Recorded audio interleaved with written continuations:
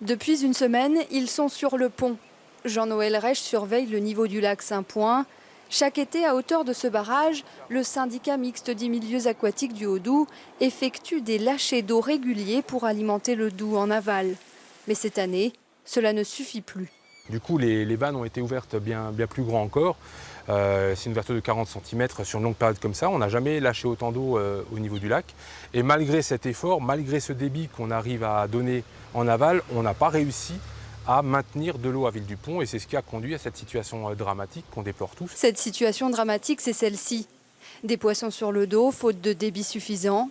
Une rivière qui a laissé place à un sentier de gravier. Entre Arçon et Ville-du-Pont, le niveau de l'eau est au plus bas. Outre la sécheresse, sur ce secteur, plusieurs failles aspirent l'eau. Une eau qui s'infiltre dans un sol calcaire pour finir dans la Loue. Depuis les inondations de janvier, d'autres fuites seraient apparues. Le lac Saint-Point n'arrive plus à pallier ce manque d'eau. Il faut dire que le barrage est particulièrement vétuste. Même si on avait de l'eau, pour l'instant, on ne peut pas retenir toute la quantité d'eau souhaitée. Parce qu'il est... Il n'est pas en très bon état, il est fuyard et c'est un barrage qui appartient pour l'instant à l'État.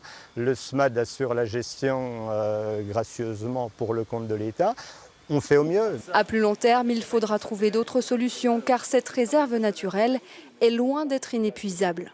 Déjà, naturellement, on ne peut pas descendre en dessous d'une certaine cote, ça c'est la première chose. La deuxième chose, c'est qu'il y a aussi de l'eau potable qui est prélevée dans le lac. Et on va progressivement atteindre la cote de désamorçage des pompes, donc ça peut être un gros souci aussi pour l'avenir et l'alimentation en eau potable. Le syndicat n'a pas encore restreint la quantité d'eau relâchée sur le lac.